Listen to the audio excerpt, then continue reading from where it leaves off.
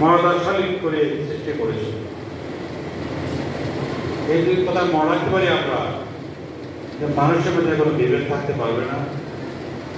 সম্মানের ক্ষেত্রে একটি মানদণ্ড করা হয়েছে, এটা হচ্ছে নীতিবোধ, টাকা পরেশগারি, চরিত্র।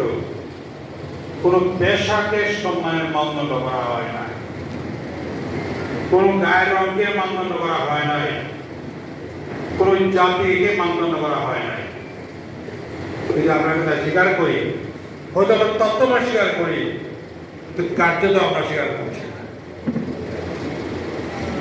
আমরা সম্মানের মর্যাদার মানদণ্ড বানিয়েছি, সামাজিক অবস্থান মানদণ্ড বানিয়েছি।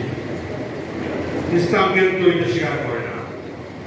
ইসলাম মানুষকে আদমের সন্তান বলে ঘোষণা করেছে, সম্মানিত বলে ঘোষণা করেছে।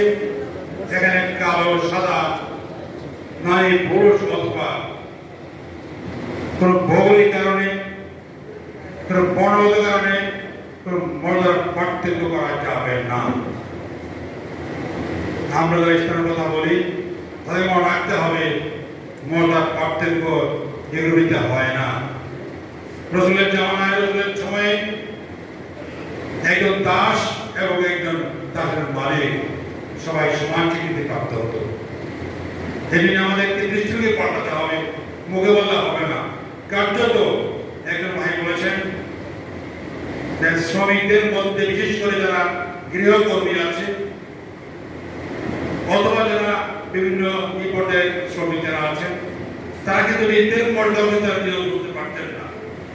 তাদেরকে সালাম দিলে তারা আশ্চর্য হন, বিস্মিত হন, কারণ তারা এটা আশা করেন না, প্রত্যাশা করেন না। আমাদেরকে সমাজের ভিত ভেঙে দিতে হবে, সব মানুষকে আপন মনে করতে হবে, সমাজকে সমান মনে করতে হবে, সব মানুষ সম্মানিত বলে মনে করতে হবে। পেশার কারণে কারো মান মর্যাদা ক্ষতিগ্রস্ত হয় না। বলছে আমাদের দেশে দেখতে পাচ্ছি আমরা পেশায় কেন্দ্র করে সামাজিক অবস্থান তৈরি হয়, এগুলো আমরা বন্ধ করতে চাই। এই দৃষ্টিভঙ্গি যদি তৈরি করতে পারি তাহলে শ্রমিকদের অনেক সমস্যার সমাধান হয়ে যাবে। আমি আশা করব যে আপনারা এইগুলো খেয়াল রাখবেন এবং শুধু তথ্যে বলবেন না, ব্যক্তি জীবনে প্রশ্ন করার চেষ্টা করবেন। আমরা অনেক তথ্যে কথা বলি, বাইরে যে অনেক বক্তৃতা করি, কিন্তু ঘরের ভিতরে কিন্তু আমরা নিজেরাই আমাদের কাজের লোকদের সঙ্গে ভালো ব্যবহার করি না, ড্রাইভারের সঙ্গে আমরা খারাপ ব্যবহার করি। মনে রাখতে হবে আপনি যা বলছেন আর যা প্র্যাকটিস করছেন তার মধ্যে জন্য পার্থক্য রয়েছে। এইগুলো আমাদের বন্ধ করতে হবে। যা আমরা বলছি তা আমরা করছি না, এটা হচ্ছে আমার কাছে খুব বড় অপরাধ। যা বলবো তা করছি না, কাজে আমরা যে কথা আছে বলছি সেই কথা আমাদের জীবনে, আমাদের ব্যক্তিগত প্র্যাকটিস করতে হবে, সামর্থ্যের জীবনেও তা প্র্যাকটিস করতে হবে। তাহলে শ্রমিকদের মর্যাদা আবার ফিরে আনা সম্ভব হতে পারে। বর্তমানে যে প্রস্তাব করেছেন আমি তার সঙ্গে একাত্ম ঘোষণা করছি। শ্রমিকের নিম্নতম মজুরির কথা বলছেন, শুধু নিম্নতম মজুরি বললে হবে না, তাদের শিক্ষা দীক্ষা, তাদের আবাসন, তাদের চিকিৎসা, এগুলো ব্যবস্থা করতে হবে। এগুলো যদি ব্যবস্থা করতে পারেন তাহলে মানুষ হিসাবে সম্মানিত সদস্য সমাজে তারা বাস করতে পারবে। এই জন্য মনে করি এগুলো বাস্তব করা প্রয়োজন।